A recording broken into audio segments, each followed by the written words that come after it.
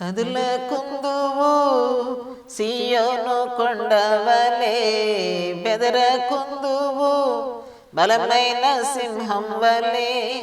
యేసయ్య నీ చెంతనుండగా ఏ చింత నాకింక లేదుగా. యేసయ్య నీ చెంతనుండగా ఏ చింత నీకింక లేదుగా. కదలకుందువు సియోను కొండవలే, బెదరకుందువు బలమైన సింహం వలే. ప్రభువైన యేసుక్రీస్తు అతి శ్రేష్టమైన నామంలో ఈ ఉదయకాల సమయంలో మీ అందరికీ నా వందనాలండి. గత ధ్యానాంశాల్లో మనం దేవుని దత్తపుత్రులుగా ఎలాగున చేయబడినామో అనే అంశాన్ని ధ్యానం చేసాం. ఈ ఉదయకాల సమయంలో మరొక అంశాన్ని ధ్యానం చేసుకునే ముందు ప్రార్థన చేసుకుని పాట పాడి దేవుని నామాన్ని మహింపరచుకుందాం. దయగల తండ్రి, పరిశుద్ధుడా, ఈ పరిశుద్ధమైన ఘనమైన నామాన్ని బట్టి మీకే వందనాలు స్తోత్రాలు చెల్లిస్తూ ఉన్నాను. మా తండ్రి, గతించిన దినాలన్నిటిలో మమ్మల్ని అందరినీ సజీవులుగాను ఆరోగ్యవంతులుగాను కాచిన దేవా, ఈ క్షేమకరమైన ఉదయకాలం ఇచ్చినందును బట్టి నేను స్తుతిస్తూ ఉన్నాం. ఈ సమయంలో ప్రభువా, నా తండ్రి, నా దేవా, ఈ టీవీ ఛానల్ ద్వారా ప్రతి గృహంలోని మాటలు వినటానికి మమ్మల్ని అందరినీ సిద్ధపరచండి. నన్ను కూడా సిద్ధపరిచి మా ఆధ్యాత్మిక జీవితాలకు అవసరమైన సందేశం ద్వారా మీరు మమ్మల్ని బలపరిచి మీ నామానికి మహిమ తెచ్చుకోనండి. ఒక పాట పాడుతూ ఉండగా మీ నామానికి మహిమ కలిగినట్లుగా సహాయం ఇచ్చేయమని అనేక మంది బిడ్డలు వినటానికి సమయాన్ని ఇచ్చి వారి యొక్క మనసులను తెరువు చేయమని దీవెనలు యేసునామములో అడిగి వేడుకొంచున్నాము తండ్రి, ఆమేన్. ఒక పాట పాడుకుని దేవుని నామాన్ని ఘనపరుచుకుందామండి. యెహోవా చేత ఆశీర్వదించబడిన వాడా లోపలికి రావా అనే పాట పాడుకుందాం. యెహోవా చేత ఆశీర్వదింప అడినవాడా లోపలికి రావా, బయట నిలువనేలా.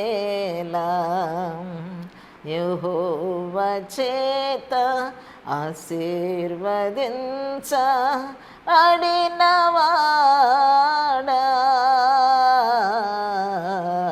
లోపలికి రావా, బయట నిలువనేలా. యెహోవా చేత దేవుని రక్షణ ఓడలోపల రక్షింపబడే నోవహో. దేవుని రక్షణ ఓడలోపల రక్షింపబడే నోవహు. దేవుని మాట వినక వెలుపలను నా ప్రజలు, దేవుని మాట వినక వెలుపల ఉన్న ప్రజలు తినచు త్రాగొచ్చు పాపములో నశించిరి జల ప్రళయములో. తినచు త్రాగొచ్చు పాపములో నశించిరి జల ప్రళయములో. యెహోవా చేత ఆశీర్వదించబడినవాడా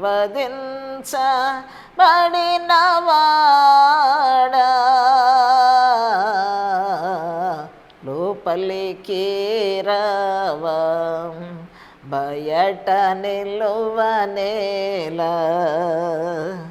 పెండ్లి వ్యాందుకు రాజు పిలువగా సాకులు చెప్పిరే కొందరు. రాజు వ్యాందుకు పెండ్లి వ్యాందుకు రాజు పిలువగా సాకులు చెప్పిరే కొందరు. కొందరు లోపల చేరిన వారు విందులో పాల్గొన్నారు. లోపల చేరిన వారు విందులో పాల్గొన్నారు. పెండ్లి వస్త్రము లేకయొకనే త్రోసిరి వెలుపల చీకటిలో. పెండ్లి వస్త్రము లేకవకనే త్రోసిరి వెలుపల చీకటిలో. యెహోవా చేత ఆశీర్వదించబడినవాడా లోపలికి రావా బయట నిలువనేలా. మరొకసారి ప్రభునామములో మీ అందరికీ వందనాలండి. ఈ దిన ధ్యానాంశాన్ని మనం యోబు గ్రంథము 31వ అధ్యాయము. ఈ యోబు గ్రంథం అంతటిలో కూడా 42 అధ్యాయాలు ఉన్నాయి. అయితే ఈ 31వ అధ్యాయములో 40 వచనాలు ఉన్నాయి. ఈ 40 వచనాలను 2 భాగాలుగా 2 పార్టులుగా మనం మాట్లాడుకుందాం. ఈ దినాన మొదటి భాగాన్ని నేను మీతో మాట్లాడాలని ఆశపడుతూ ఉన్నాను. యోబు గ్రంథము 31వ అధ్యాయము 1 నుండి 4 వచనాలు మొట్టమొదట మనం చేసుకుందాం. అక్కడ మొదటి నుండి వ్రాయబడినటువంటి ఆ యొక్క వచనాల్లో ఏముందంటే యోబు యొక్క క్వాలిటీస్, యోబుకున్న ఆ మంచి అర్హతలు అవి ఉన్నాయి. ఆయన ఊరు పేరుంది, ఆయన పేరుంది, అది ఊజు దేశమని. ఆ దేశంలో ఉన్నటువంటి యథార్థవంతుడైన యోబును గుర్చినటువంటి విషయాలు మనం చూడగలుగుతాం. అక్కడ యథార్థవంతుడు మరియు న్యాయవంతుడు కూడా అయి ఉన్నాడు. ఈ రెండిటికంటే ప్రాముఖ్యంగా యెహోవా యందు భయభక్తులు కలిగి అంతటితోనే ఆగకుండా చెడుతనమును విసర్జించేటువంటి వ్యక్తి ఆయన. ఈ సంగతి ఎవరు చెప్తున్నారు అంటే యోబును నేను చూడలేదు, కానీ యోబును చూచుచున్న దేవుడే సాక్ష్యం ఇస్తా ఉన్నాడు. అతని వంటి వాడు భూలోకములో ఒక్కడునూ లేడు. ఎంత గొప్ప సాక్ష్యం అంటే ఒక్క మానవుడి కొరకు దేవుడిచ్చేటువంటి సాక్ష్యం అన్నమాట అది. అతనుకున్నటువంటి ఆస్తిపాస్తులు, పిల్లలు మనం చూసినట్లయితే 3 కుమార్తెలు ఉన్నారని, 7 కుమారులు ఉన్నారని ఆ వచనాల్లో మనకు అర్థమవుతూ ఉంటుంది. 7,000 గొర్రెలు ఉన్నాయి, 3,000 ఒంటెలు ఉన్నాయి, 500 జతల ఎడ్లున్నాయి, 500 ఆడుగాడిదలు ఉన్నాయి, బహుమంది పనివారు ఉన్నారు. అతనికి ఆస్తి కూడా చాలా ఆస్తి ఉందట. తూర్పు దిక్కున ప్రజలందరిలో అతని వంటి గొప్పవాడు ఒక్కడును కూడా లేడు. అందరికీ తెలుసు ఈ విషయాలు. నేను ఈ దినాన మరలా ఈ భక్తుని కూర్చి ఎందుకు మాట్లాడుతున్నాను అంటే మనందరం ఒక గొప్ప ప్రార్థన చేస్తాం. అదేంటంటే యోబు చుట్టూ కంచి వేసిన దేవా నా ఇంటి చుట్టూ కూడా కంచి వేయని అడగనోళ్ళంటూ ఉండరు. అనేకసార్లు నేను కూడా అడిగా, మనందరం అడుగుతాం ఈ విషయాన్ని.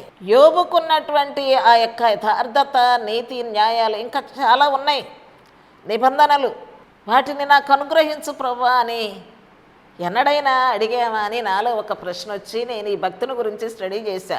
ఈ యొక్క నీతి న్యాయాలు, చెడుతనాన్ని విసర్జించటం, వీటి గురించి అయితే మనం అడగం, కానీ కంచె వేయమని మాత్రం మన ఇంటి చుట్టూ, మన పిల్లల చుట్టూ, మనకున్న ఆస్తిపాస్తుల చుట్టూ, ఇంకా మన అవసరమైతే మన చుట్టాల చుట్టూ కూడా వేయించేస్తాం. మన ఆశ ఎలా ఉంటుంది? ఆశ ఉండటం మంచిదే, కానీ యోబు ఇంటి చుట్టూ ఊరికినే వేసేసాడు ఆ దేవుడు కంచె. ఈయన జీవితం ఎలా ఉంటే కంచె వేయబడింది అనేటువంటి ఆలోచన బహు తక్కువ మంది ఆలోచిస్తారు. ఏం ప్రసంగాలు విన్నాడైనా యథార్థవంతుడిగా మారటానికి, న్యాయవంతుడిగా మారటానికి, దేవుడంటే భయపడే మనస్సు, చెడుతనం అంటే అమ్మో విసర్జించాలి దీన్ని అనేటువంటి ఈ మనస్సులు, ఇవన్నీ కూడా ఆయనకి ఎక్కడి నుండి వచ్చినాయి, ఎలా సంపాదించాడు అనేటువంటి విషయాలు మాత్రం మనం అతి తక్కువగా ఆలోచిస్తూ ఉంటాం. కాబట్టి ఈ క్రమంలో ఎలా ఈ కంచె, ఈ భద్రత, దేవునితో ఒక నిబంధన సహవాసాన్ని ఈయన సంపాదించాడు అనేది మనం ఆలోచన చేయగలిగినట్లయితే ఎవరైనా సరే యథార్థమైన మనసు ఒకటుండి దేవుని ఆత్మతో సత్యముతో యథార్థమైన మనసుతో నేను ఆరాధించాలి అనేటువంటి ఒక ఆలోచన ఉంటే మనకి ఎంత సంపద ఉన్నా ఎంతమంది పిల్లలు ఉన్నా ఎంతమంది పనివారు ఉన్నా మరి మనకి ఏది కూడా అడ్డమో కాదు. ఈయన మొట్టమొదట ఏం చేసేవాడంటే ఈ 10 మంది పిల్లలు ఒకరి వంతు చొప్పున ఒకరు వారి తోబుట్టువులను పిలుచుకొని ప్రతిరోజు ఒక ఇంట్లో విందు చేస్తూ ఉండేవారట. ఆ విందు చేయుచున్న సమయంలో వీరేమైనా పాపంలో పడిపోయారేమో, వీరు ఒకవేళ దేవుని దూషించారేమో అనేటువంటి ఆలోచన వచ్చి ఒక్కొక్కరిని పిలిచేవారంట. మనం చేయగలమండి పని? మనందరం ఒకచోట కూర్చుని తింటే ఇక అదే పరలోకం తిండే, అందరం కలిస్తే అదే పరలోకం, అందరం సంతోషంగా ఉంటే అదే మహాపరలోకంగా భావిస్తాం మనం. మరి యోబు ఎందుకు అలా భావించలేకపోయాడు? నా బిడ్డలు పాపం చేస్తున్నారేమో, దేవుణ్ణి దూషిస్తున్నారేమో అనేటువంటి ఆ తపన ఆయన ఏం చేసిందంటే ఒక్కొక్కరిని పిలిచి నువ్వేమన్నా దేవుణ్ణి దూషించావా అని అడగటం మొదలుపెట్టాడు. మనం కూడా పనిచేస్తే ఎంత అద్భుతం అండి. మనం ఏం చెప్తామంటే ఒకేసారి మా పిల్లలు మా మాట వినరండి, ఒకే ముక్క చెప్తా ఉంటాం. వాళ్ళు విన్నా వినకపోయినా యోబు గారు అడుగుతూనే ఉన్నాడు.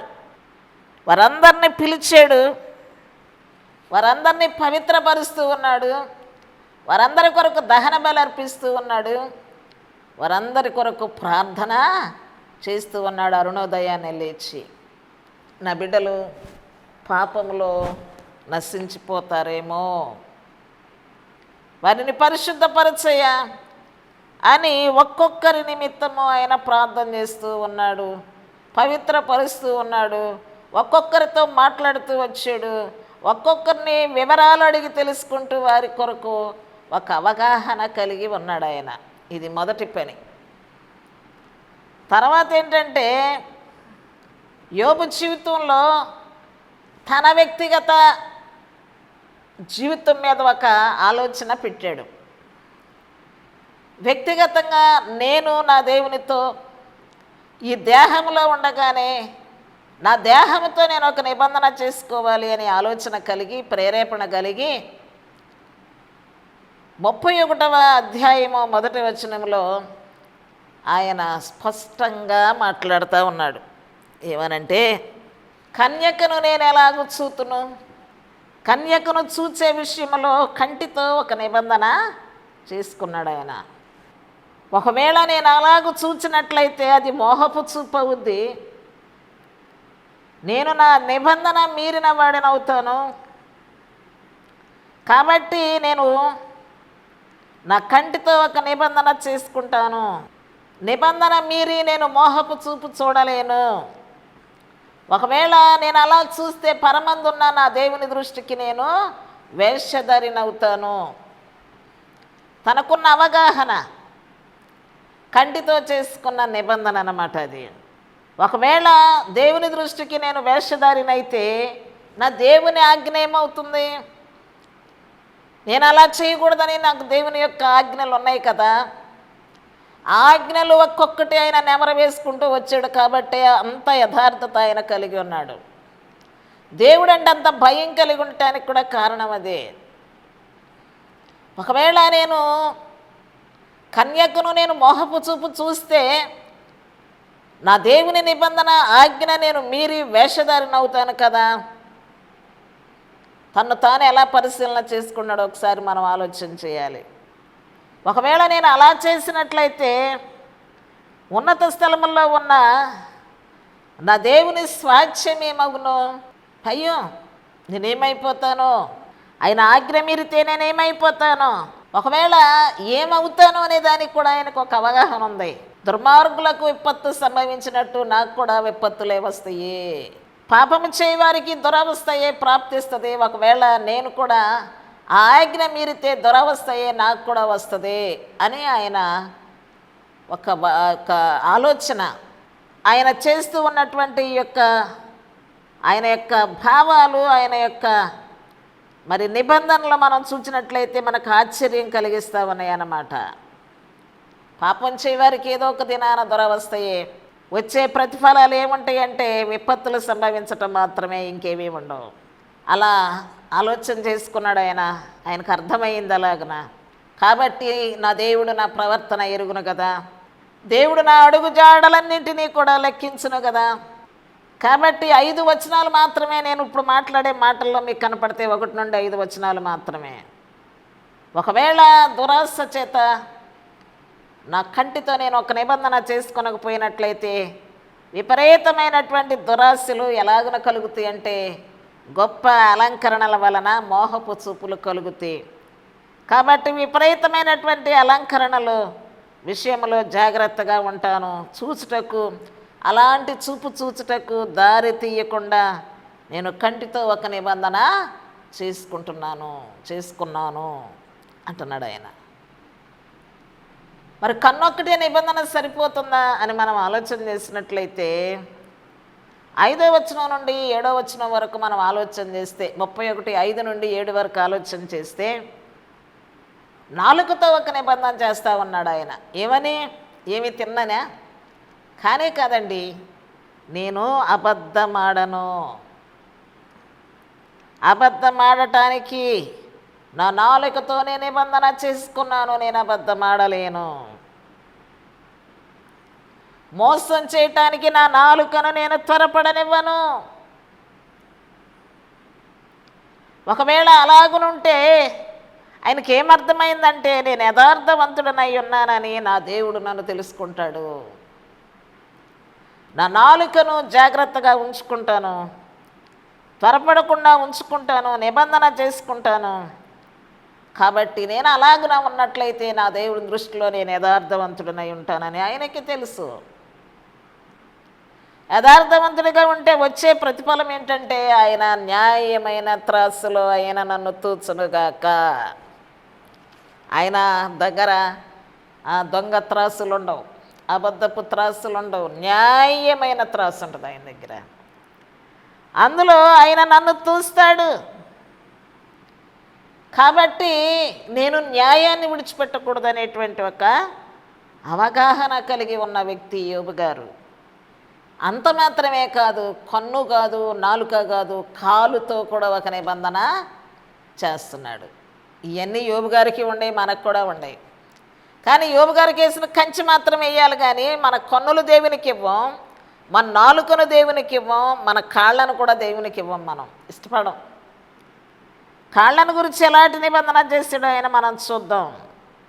నేను నా త్రోవను విడువను, నా మనస్సు నా కన్నులను అనుసరింపకూడదని చెప్పితే ఒకవేళ నా చేతులకు ఏదైనా మాలిన్యం తగులుద్దేమో. నా చేతులకు మాలిన్యం తగలకూడదు. ఒకవేళ తగిలితే వచ్చే ప్రతిఫలం ఏంటంటే నేను విత్తిన దానిని వేరొకడు భుజించునుగాక, నేను నాటినది ఎవరో ఒకరు పెరికి వేస్తారు అని అర్థమైంది ఆయనకి. కాబట్టి మాలిన్యం చేతులకు తగలకుండా చేతులతో ఒక నిబంధన, అలాగనే మరి కాళ్ళకు తగలకుండా ఆ యొక్క త్రోవలన్నింటినీ కూడా చాలా జాగ్రత్తగా ఆయన చూసుకుంటూ వస్తూ ఉన్నాడు. ఒకవేళ అలాగ లేకపోతే వచ్చే ప్రతిఫలం కూడా ఆయన ఊహించి అవగాహన చేసుకుని ఉన్నాడు. కాబట్టి 7 నుండి 9వ వచనం దగ్గరకు వద్దాం. వచ్చేసాము ఆల్రెడీ. 9 నుండి 12 వచనాలు మనం చూద్దాం. యోబు తన హృదయంలో పరస్త్రీని మోహించను అని చెప్పుతూ నిబంధన చేస్తూ ఉన్నాడు. ఒకవేళ నేను అలా చేస్తే నా పొరుగు వాని ద్వారమున నేను పొంచి ఉండును,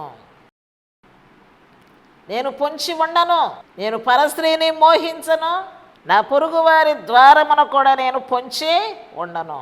నా ద్వారము, నా ఇల్లు, నా మార్గము తప్ప వేరొక మార్గమును నేను అనుసరించను.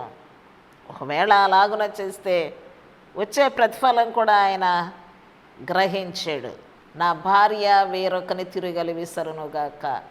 ఎంత గొప్ప సంగతి అండి ఇది. గజిబిజిగా బ్రతికేసేటువంటి వ్యక్తి కాదు ఈయన. గందరగోళంగా బ్రతికే వ్యక్తి అంతకన్నా కాదు. ఆలోచన లేకుండా బ్రతికే వ్యక్తి కాదు. తనకు ఒక భార్య ఉంది, తన హృదయంతో నిబంధన చేసుకున్నాడు. నా పొరుగు వాని ద్వారా నేను ఆశించను, నేను పరస్త్రీని చూడను. ఒకవేళ నేను అలాగున చూసినట్లయితే నా భార్య వేరొకని తిరగలి విసరును, ఇతరులు ఆమెను కూడుదురు కాక. ఎవరు చెప్తారండి ఇలాంటి నిజాయితీ కలిగినటువంటి పదాలు? ఆయన అవగాహన ఎంతో గొప్పది. అందుకే ఆయన అనుభవపూర్వకంగా ఇలాంటి విషయాలను ఆయన మాట్లాడుతూ ఉన్నాడు. యోబుకున్న అవగాహనలో ఈ కార్యక్రమాలు దుష్కార్యాలని అర్థమైనాయి.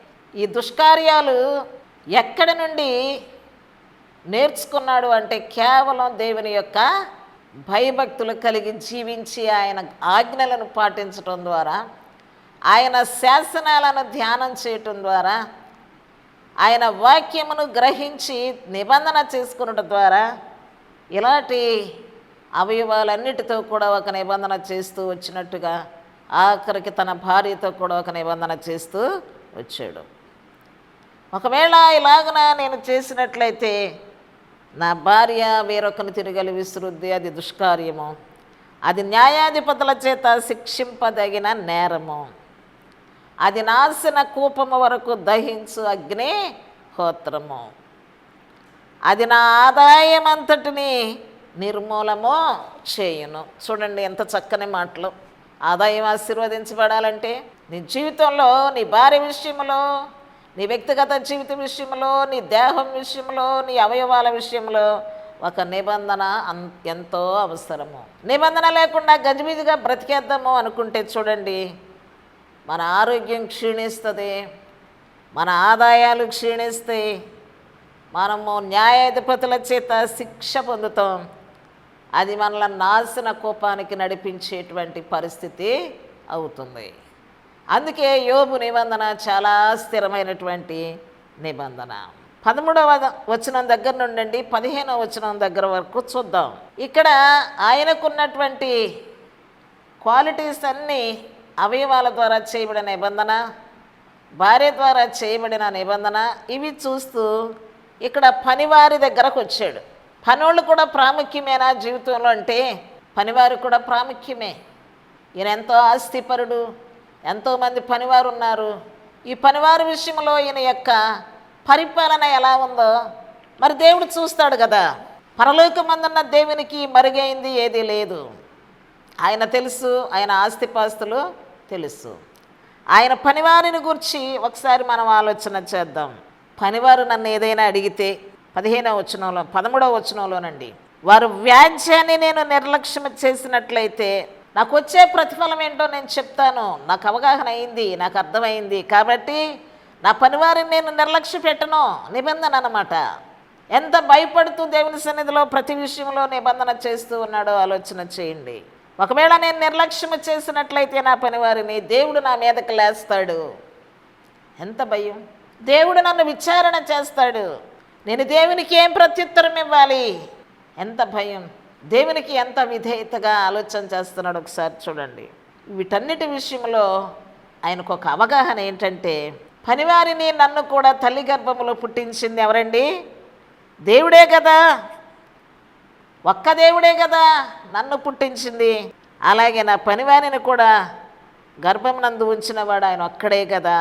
కాబట్టి బీదలు కోరుకున్నది నేను చేయాలి, వారికి నేను సహాయం చేయాలి, పెదవరాండ్రకు నేను సహాయం చేస్తున్నాను, అలాగే పేదలకు కూడా నేను చేస్తాను, తల్లిదండ్రులు లేని వారికి నేను అన్నం పెడతాను, నా ఇంట ఎవరు ఆకలితో ఉండకూడదు, నేను ఒంటరిగా అసలు భోజనమే చేయను, ఎవరి కాళ్ళవే. ఒక క్రైస్తవుడిగా ఎలాంటి నిబంధనలు మనం చేయగలిగితే దేవునికి మనం ఎంత దగ్గరవుతామో.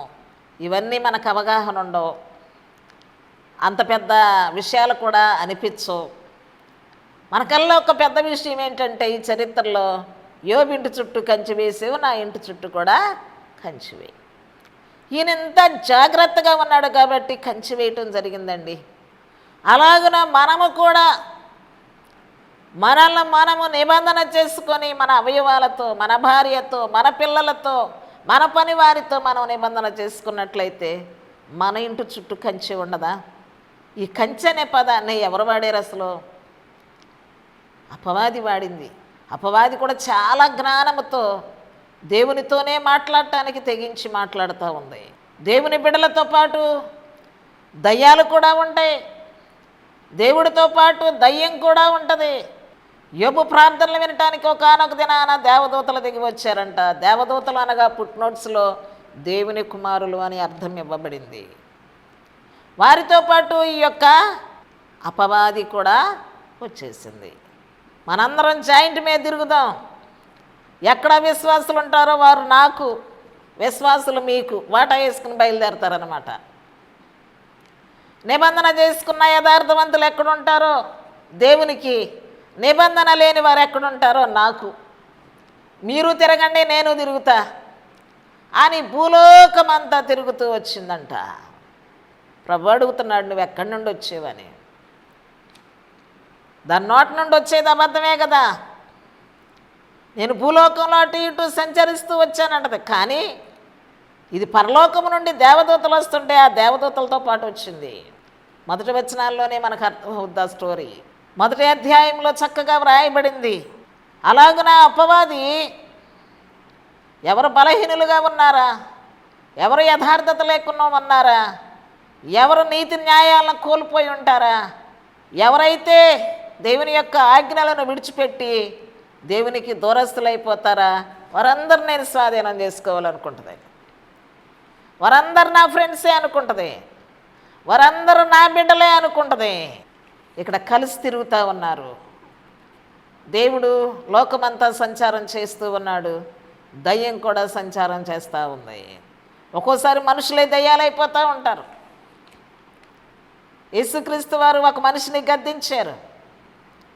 ప్రభా, ఇగో అయ్యా, నీకు ఇక శ్రమ వద్దయ్యా, నీకు ఇలాంటి బాధ ఏమి వద్దయ్యా అని యేసుప్రభు మీద గొప్ప ప్రేమ చూపుతూ ఉన్న పేతురుతో యేసుక్రీస్తు వారు మాట్లాడుతున్నారు. నువ్వు నాకు అభ్యంతర కారణముగా ఉన్నావు, సాతానా నువ్వు వెనుకకు పో, ఇక్కడ నుండి నువ్వు దూరముగా పో అన్నాడు. అలాగన మనం కూడా గద్దించేవారిగా ఉండాలి.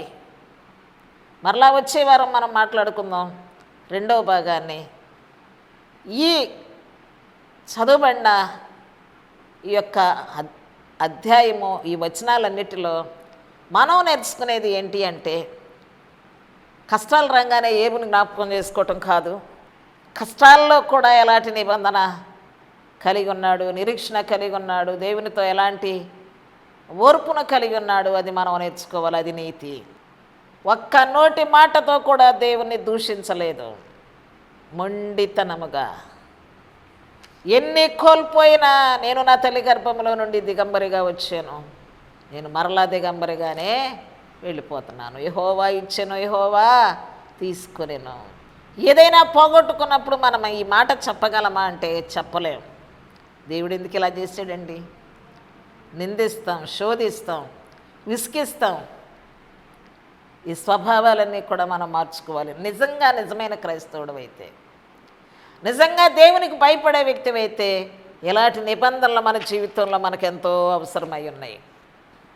మొదట కంటితో నిబంధన చేశాడు, తర్వాత నాలుగుతో నిబంధన చేశాడు, తర్వాత తన చేతులతో నిబంధన చేశాడు, తర్వాత తన కాళ్ళతో నిబంధన చేశాడు, తర్వాత తన అంతరంగంతో నిబంధన చేశాడు, తర్వాత తన భార్య విషయంలో నిబంధన చేశాడు. తన బిడ్డల విషయంలో ఎంతో జ్ఞానం కలిగి ఆయన ఒక్కొక్కరి కొరకు అరుణోదయాన లేచి దహన బలి అర్పిస్తూ ప్రార్థన చేస్తూ ఒక్కొక్కరిని పరిశుద్ధపరుస్తూ వచ్చాడు. బిడ్డల కన్నా ప్రతి తల్లిదండ్రులు ఈ పని చేయగలిగితే ఎంత ధన్యత. అటు తల్లిదండ్రులు అంటూ మనకెంత ఆశీర్వాదం. ప్రార్థించే తల్లిదండ్రులుగా మనం ఉందాం. మన పిల్లల విషయంలో మనం ఒక శ్రద్ధ కలిగి ఉందాం. ఈ ఉదయకాల సమయంలో తిరిగి పనివారి దగ్గరికి వచ్చినప్పుడు ఆ పనివారి విషయంలో కూడా సమానంగా ఎంచుకుంటున్నాడు. నా పనివాడిని తల్లి గర్భంలో వేసింది నా దేవుడే, నన్ను తల్లి గర్భంలో వేసింది నా దేవుడే, కాబట్టి నేను ఏది కూడా దేవునికి వ్యతిరేకంగా చేయను అని నిబంధన చేసుకుంటూ ఉన్నాడు. తాను ఏ స్థితిలో ఉండైనా సరే దేవునికి ఇష్టడిగా బ్రతికాడు. మరి మనం కూడా శ్రమలు వచ్చినప్పుడు, కష్టంలో వచ్చినప్పుడు, మనం తొట్టిల్లిపోయే పరిస్థితులు వచ్చినప్పుడు యోబుని జ్ఞాపకం చేసుకుందాం, స్థిరంగా ఉందాం, నిబంధన చేసుకుందాం, పరిశుద్ధపరచబడదాం. మీ అందరికీ వందనాలు. చిన్న ప్రార్థన.